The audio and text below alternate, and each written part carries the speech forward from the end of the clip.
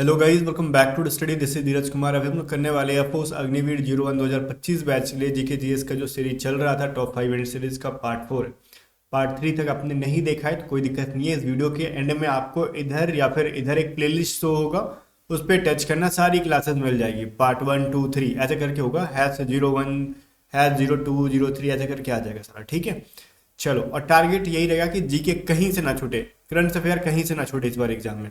हाँ, अगर आप जोरदार तैयारी कर रहे हो तो जोरदार तैयारी के साथ साथ मैं आपको कुछ पीडीएफ्स के बारे में बताता हूँ। ये सारे पीडीएफ देखो पेड है, फ्री नहीं है, मैं पहले बता दे रहा हूँ। ठीक है, अगर आपको तैयारी बेटर करनी है और अच्छा स्कोर करना है तो आप पीडीएफ को बाय करके पढ़ के जा सकते हो। जहाँ पे पहले आपको रीजनिंग की पीडीएफ मिल जाएगी, मैथ की पीडीएफ मिल जाएगी, करंट अफेयर जीके और साथ में आपको इंग्लिश वोकैब और ग्रामर प्रैक्टिस की पीडीएफ मिलेगी। सारी जो रीजनिंग की पीडीएफ है चैप्टर वाइज है, पूरा सिलेबस कवर है, जिसको 15 में से 15 जो क्वेश्चंस होंगे ना सेम डम डिक्टो सेम पैटर्न पे आने वाले पीडीएफ से, मैं इस चीज की गारंटी दे रहा हूँ। ठीक है, गारंटी में दूं ना दूं, आएगा ही आएगा।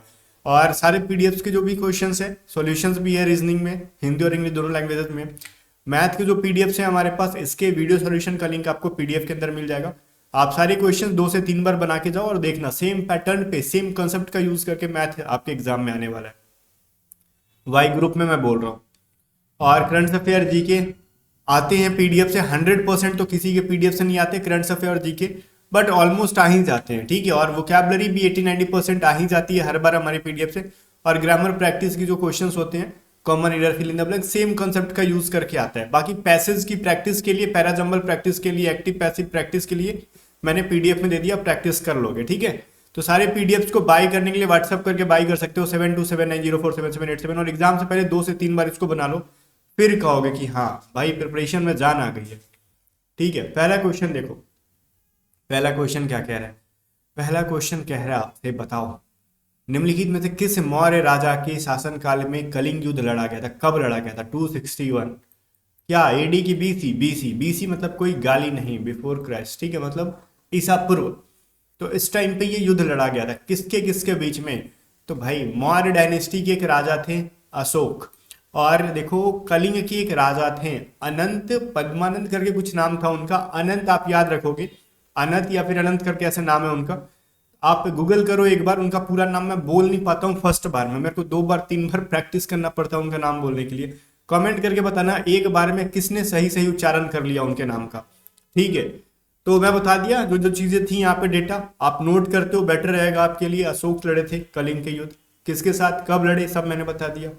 अब देखो, कह रहा महात्मा गांधी श्रृंखला के 2000 नोट के बैंक नोट के पीछे के हिस्से डैश की आकृति है। इसका मतलब क्या हुआ? देखो जो नोट्स आ रही है सब पे महात्मा गांधी का फोटो रहता है। उस सीरीज का जो 2000 का नोट है इंडियन का, इंडियन करेंसी में जो 2000 का नोट है, महात्मा गांधी के अलावा और किसका फोटो रहता है उसके ऊपर?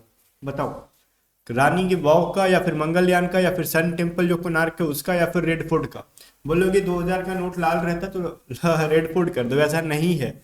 आपने सुना होगा ना कि 2000 बहुत उस टाइम पकड़ पकड़ मीडिया वाला सब कर रहा था कि 2000 के नोट में चिप लगा है, इसीलिए उस पर सैटेलाइट का फोटो बना हुआ, जबकि वो मंगलयान था। वो का सब कह रहा था कि सैटेलाइट है। ठीक है, तो उस पर मंगलयान का फोटो है, कोई चिप विप नहीं था, ऐसे ही फर्जीवाड़ा लग रहा था, उसके चाचा लोग बनाए, वैसे तो माँ के भौंक रहा था मीडिया वाले, मतलब ऐसे ही कुछ भी बोलते हैं। तो मंगलयान जो है 2000 के नोट के ऊपर है। खाली मैंने ये सभी चीजें रिलेट करा दिया कि आपको याद हो जाएगा। ओके, आगे बढ़ते हैं। जैसे पास्ट की चीजों से याद करना ना बड़ा आसान हो जाता है, भले किसी को रोस्ट करके याद कर लो, बात अलग है। भारत के सर्वोच्च न्यायालय की पहली जो है महिला न्यायाधीश का हाल ही में निधन हो गया। अब ये क्वेश्चन हमारा करंट अफेयर से रिलेटेड बन गया। वो स्टैटिक भी बनता कि जो भारत के सर्वोच्च न्यायालय की प्रथम महिला न्यायाधीश कौन थी, तो ये भी बन सकता था स्टैटिक में। या फिर इनका ये करंट में बन गया कि उनका निधन हो गया, डेथ हो गया उनका, कौन थी वो? तो फातिमा बेगम थी वो। ठीक है, फातिमा बीवी, या फिर हिंदी में उनको बेगम कहा जाता था, तो ये थी। ठीक है, चलो। जिनका जन्म केरल में हुआ था। भारत के किस पड़ोसी देश के साथ संयुक्त जो है ना आपका joint military exercise Surya Kiran हो रहा है? संयुक्त सैन्य अभ्यास सूर्य किरण हो रहा है, मतलब ये होता है हर साल, इसका अलग अलग एडिशन होते रहता है। ठीक है, जो कि अभी 17वां संस्करण चल रहा है, 17th एडिशन चल रहा है। ठीक है, इस बार तो बताओ किन कंट्रीज के साथ होता है ये? इंडिया एक तो होता ही है, इंडिया के साथ एक और कौन होता है? सूर्य किरण बोले तो नेपाल। ठीक है, नेपाल के साथ होते हैं।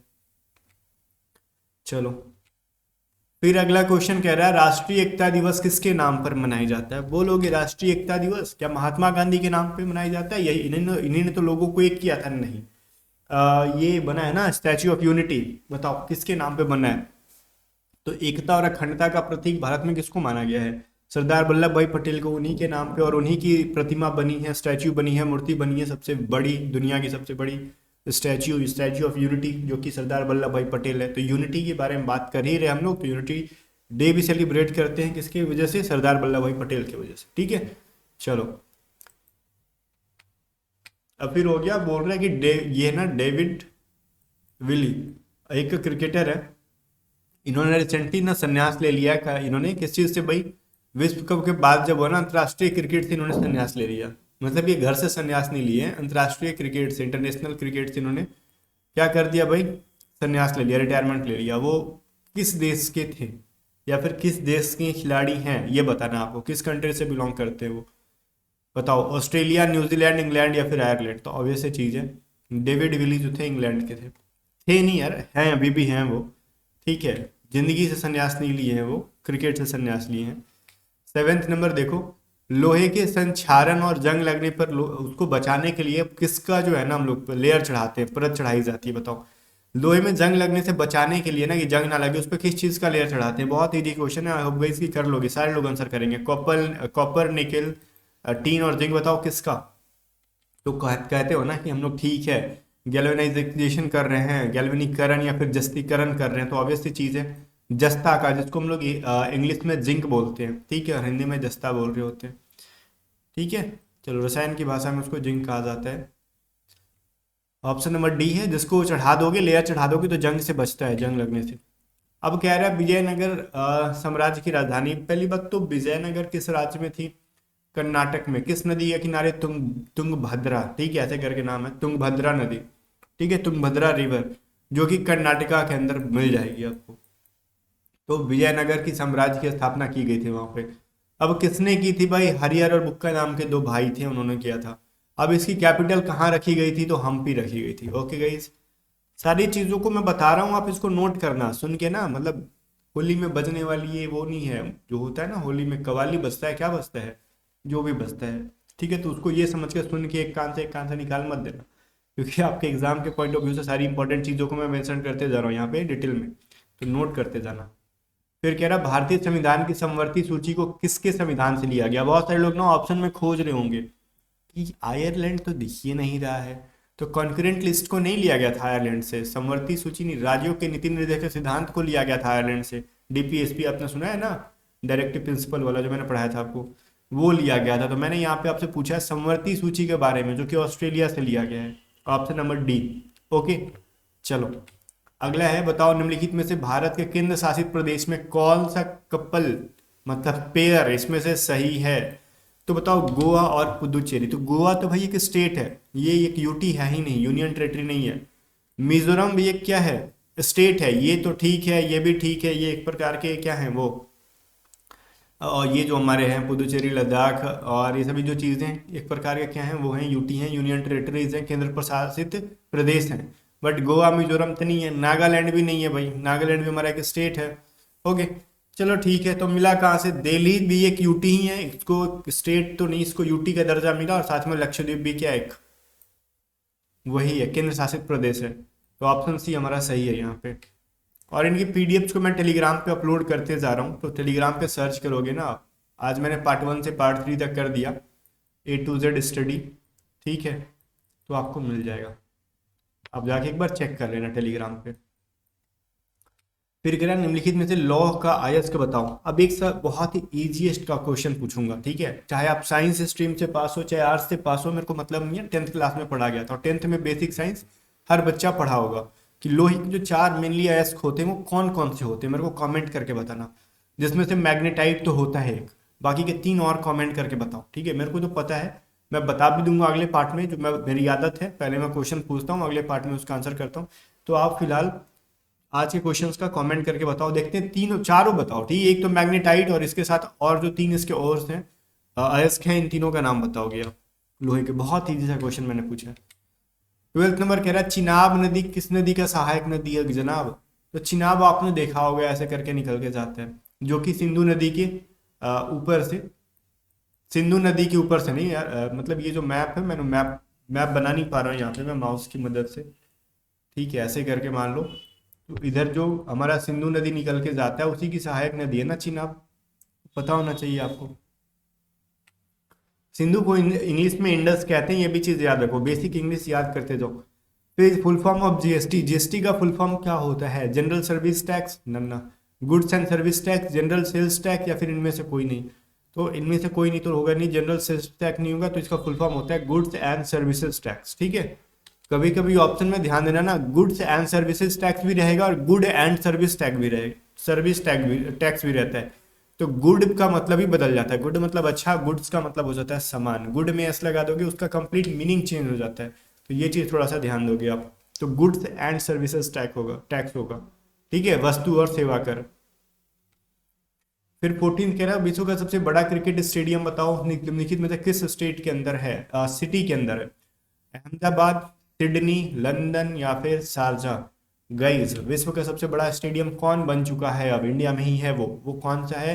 नरेंद्र मोदी स्टेडियम, जो कि गुजरात के अहमदाबाद में, और गुजराती भाई अहमदाबाद को क्या कहते हैं? अहमदाबाद, ठीक है, अहमदा नहीं, हम लोग हा को पढ़ते हैं, वो लोग हा को साइलेंट कर देते हैं, अहमदाबाद पढ़ते हैं, ठीक है, अहमदाबाद में, तो हम लोग क्या पढ़ते हैं? अहमदाबाद में, ओके। चलो, पहले इसका नाम मोटेरा स्टेडियम के नाम से था, अब नरेंद्र मोदी स्टेडियम के नाम से जाना जाता है, जो वर्ल्ड का लार्जेस्ट स्टेडियम है। अब सूडान की राजधानी कहा क्या है? अब बोलोगे सूडान कैसे आपको याद आ गया महाराज? सूडान बताओ कौन सी कंट्री है, क्या है इसके अंदर जो खास? देखो सूडान खास है क्योंकि सूडान ना, देखो एक कंट्री था पहले, अब दो कंट्री में बट गया है, 2011 से पहले, जुलाई 2011 में ये बट गया, जैसे Korea, north Korea, south Korea में बटा ना, वैसे ही एक हो गया आपका सूडान, इस तरीके से बढ़ गया, एक हो गया साउथ सूडान और एक हो गया सूडान, ठीक है, एक हो गया साउथ सूडान जिसको नॉर्थ सूडान के नाम से, सूडान के नाम से भी जाना जाता है, बट मेनली सूडान ही कहते हैं इसको, और एक बट गया साउथ सूडान के नाम से। तो जो साउथ सूडान है ना, ये यूएन में ऐड होने वाला सबसे अंतिम देश है, इसलिए मैं इस सवाल को ऐड कर रहा हूँ। और दोनों की देखो, सूडान एक तो है हमारा सूडान और एक हमारा साउथ सूडान, दोनों की कैपिटल अलग अलग है, बिकॉज कंट्री अलग अलग है, तो ये दोनों की करेंसी सेम है, क्या है भाई? तो सुडानियन, इसको वो कहते हैं हम लोग, अरे क्या कहते हैं, पाउंड, ठीक है, सुडानियन पाउंड। और मैं क्या, जैसे हम लोग भारतीय रुपीस कहते हैं ना, वैसे सुडानियन पाउंड दोनों जगह चलता है, बट इनकी जो है कैपिटल अलग है। खाली सूडान का कैपिटल पूछेगा तो खार्तूम कहोगे आप, ऑप्शन नंबर ये हमारा सही है। अगर साउथ सूडान की पूछेगा तो बोलते हैं ना कि बोलो जुबा केसरी, तो वही जुबा, जुबा करके नाम है साउथ सूडान की, ठीक है। ये गुटखा खाता था, दिन भर कहता था बोलो जुबा केसरी, इसलिए सूडान वाले मार के भगा दिए, ऐसा रिलेट करके याद करो। इसलिए साउथ सूडान क्या कहता है? बोलो जुबा केसरी, अभी भी रट रहा है, इसलिए इसकी कैपिटल जुबा बना दिया गया, याद हो गया। पहले वाला कहता था कि तू खा जाके उधर, खा तू खा, क्या खा भाई? तू जाके गुटखा खा, तो क्या करता था? दिन भर उसको बोलता था खा तू, मतलब खार तुम ठीक है। और दूसरा साउथ सूडान जाके क्या कर रहा है? वो दिन भर कह रहा है जुबा केसरी। इस तरीके से याद करो, चीजें याद हो जाएगी। 16 नंबर देखो, करेंसी दोनों की सेम है, मैंने बता दिया आपको। फिर मैंने 16 नंबर कहा कि बताओ इनमें से कौन सा है, सॉरी, सामान्यतः राष्ट्रमंडल खेल कितने वर्षों के अंतराल पर होता है? कॉमनवेल्थ गेम हर 4 साल पे होता है, आपको पता है ना, पिछली बार 2022 में हुआ था।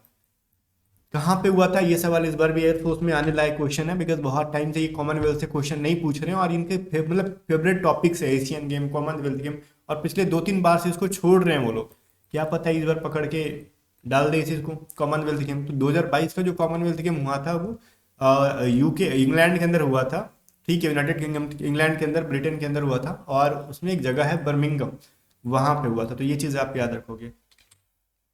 स्टेडियम का नाम मैं अभी भूल रहा हूँ, ठीक है, रियली मैं अभी नाम भूल रहा हूँ, बिकॉज अपने इंडिया का नहीं है जो फटाफट याद रहे। उस स्टेडियम का नाम मैं भूल रहा हूँ जो बर्मिंगम के किस स्टेडियम में हुआ था, विक्टोरिया स्टेडियम ऐसा करके कुछ नाम था एग्जैक्टली, आप एक बार गूगल करो और कमेंट करके बता देना, ठीक है। मैं नाम एग्जैक्टली भूल रहा हूँ, मेरे नाम पे ध्यान मत देना, मैंने किस स्टेडियम का नाम बताया, अदरवाइज कहीं गलत याद हो गया तो प्रॉब्लम हो जाएगी, ठीक है। भारत की अधिकांश पश्चिमी सीमा किस पड़ोसी देश के साथ लगती है? ध्यान दो, अगर मैं बोलता हूँ भारत की, तो मान लो, मैं मैप तो उतना अच्छा नहीं बना रहा हूँ, मान लेते हैं ऐसे हमारी जो है मैप है, तो पश्चिमी किसको कहते हैं? ये ईस्ट है हमारा और ये वेस्ट है, तो मैंने वेस्ट के बारे में कहा, इधर जिधर राजस्थान वगैरह है हमारे पास है इधर, तो ये मैक्सिमम, या फिर जम्मू कश्मीर है इधर, पंजाब है इधर, तो ये मैक्सिमम जो स्टेट्स हैं इधर ये किस कंट्री के साथ लगती हैं। मैंने ईस्ट के बारे में बात नहीं किया, मैंने नॉर्थ में नहीं बात किया, मैंने साउथ की बात नहीं की, मैंने सिर्फ और सिर्फ वेस्ट के बारे में बात किया। तो इधर पाकिस्तान है ना, इधर बैठा हुआ है, तो पाकिस्तान के साथ ही लगेगा। तो ऑप्शन नंबर डी इधर सही आंसर है हमारा। ओके, 18th क्वेश्चन है सिस्मोग्राफ को यूज किसके लिए करते हैं। ले, इसका इंग्लिश तो है ही नहीं, चलो कोई बात नहीं। Seismograph is used for which, बताओ which of the following. Rain perception, ये क्या भाई, अच्छा रेन प्रेसिपिटेशन, ओके। फिर क्या है हमारा अंडरग्राउंड वाटर लेवल, फिर अर्थक्वेक्स, या फिर अंडरग्राउंड मिनरल्स कंटेंट, ठीक है। इसका मतलब क्या हुआ ना, देखो सिस्मोग्राफ तो ऑब्वियस चीज़ है, भूकंप के लिए जानी जाती है, मेजरमेंट के लिए, तो ऑप्शन नंबर सी ही होगा। ये थोड़ा सा खतरनाक है ना, प्रेसिपिटेशन इतना बड़ा वर्ड। एक ऐसी ही असैसिनेशन, हर बार पूछा जा रहा है किसी ना किसी वर्ड एग्जाम में, मैंने पढ़ाया भी था ऐसे वर्ड मीनिंग वाले में, असैसिनेशन, ठीक है। एस एस रुको, असैसिनेशन का स्पेलिंग होता है ASS आई देन नेशन, इस तरीके से याद कर लो। गधे के ऊपर गधा, उसके बाद आई, देन हमारा नेशन, जिसका मतलब होता है राजनीतिक कारणों से हत्या करना किसी की। करेक्ट आंसर सी हो जाएगा। फिर 19th नंबर देखो, बक्सर के युद्ध में अंग्रेजी सेना का नेतृत्व किसने किया था। भाई बक्सर का युद्ध कब हुआ था। कल आपको मैंने प्लासी के युद्ध के बारे में बताया, याद होगा उम्मीद है। तो कमेंट करके बताओ प्लासी की युद्ध कब हुई थी, कमेंट करके बताओ। कल मैंने पढ़ाया था, आज मैं पढ़ाता हूँ आपको बक्सर का युद्ध। तो याद रहे बक्सर का युद्ध हुआ था 1764 ईस्वी में, 1764 में, ओके। और 22 अक्टूबर 1764 में। किन के बीच हुआ था, तो यहाँ पे 3 लोग एक साइड थे और ब्रिटिश सैनिक अलग एक साइड था, ठीक है। ध्यान से सुन लो, फिर मैं सवाल पे आता हूँ। आपका सवाल ये ना, बक्सर के युद्ध में अंग्रेजी सेना का नेतृत्व किसने किया, बहुत सही है। पहले ध्यान से सुन लो, यहाँ पे 3 पार्टी एक तरफ हो गई थी। कौन कौन से थे भाई, एक तो बंगाल का नवाब था, दूसरा कौन था भाई, अवध का नवाब था, तीसरा कौन था भाई, और ये एक मुगल सम्राट था। तीनों में कौन कौन से थे, तो मुगल सम्राट की तरफ से था आपका शाह आलम द्वितीय। बंगाल के नाम, कल मैंने जो बंगाल का नवाब पढ़ाया था बक्सर में, वो सॉरी प्लासी में, वो था सिराजुद्दौला। और आज जो मैं बता रहा हूँ ध्यान सुनना, वो है सुजाउद्दौला, ठीक है, अवध का नवाब। आज कौन है, अवध का नवाब सुजाउद्दौला। और जो बंगाल का नवाब था मीर कासिम था। ये तीनों एक साइड थे। और वो क्या नाम था उसका, ब्रिटिशर्स, ठीक है, ब्रिटिशर्स जो थे, ये अकेला पड़ गया। वो ब्रिटिशर्स एक साइड था और इधर से 3 लोग थे। उसके बावजूद भी मैं बता रहा हूँ, और इसको हेक्टर मुनरो क्या कर रहा था, लीड कर रहा था। इसके बावजूद अकेला होने की वजह से इन तीनों को इसने हरा दिया, बिकॉज इनके बीच में उतनी मतलब कहते हैं ना कि अच्छा रिलेशन नहीं था। भले तीनों एक साइड थे, लेकिन फिर भी एक दूसरे पर ट्रस्ट उतना नहीं था इनको, और आपसी मतभेद बहुत था इनके अंदर, उसके इसके वजह से हार गई है। सो जो 3 जगह के राजा मिलके ब्रिटिशर्स को वो हरा नहीं पाए, रीजन है बिकॉज फूड थी इनके अंदर, एकता नहीं थी, ठीक है। Option number C, Hector Munro मैंने बोल ही दिया, लीड कर रहा था भाई उसको। फिर ये चंगाई नृत्य भारत के किस राज्य से संबंधित है, तो चंगाई नागालैंड से, ठीक है, एक डांस है जो कि नागालैंड से रिलेटेड है। ओके ना, आज के लिए 20 क्वेश्चन ही छोड़ते हैं, अगले पार्ट में, और इससे पहले पार्ट में हमने 25 किया, बट आज के लिए 20 क्वेश्चन सफिशियंट है। जाने से पहले बता दूं, सारे पीडीएफ्स के लिए आपको बाय करना है, व्हाट्सअप करके बाय कर सकते हो। मिलते हैं नेक्स्ट वीडियो में, तब तक के लिए बाय बाय। वीडियो को शेयर कर देना, और हाँ, जाने से पहले मैं कहना चाहूँगा स्टडी को सब्सक्राइब कर लो, और बगल में जो घंटी का निशान है उसको भी ऑल पे कर लेना।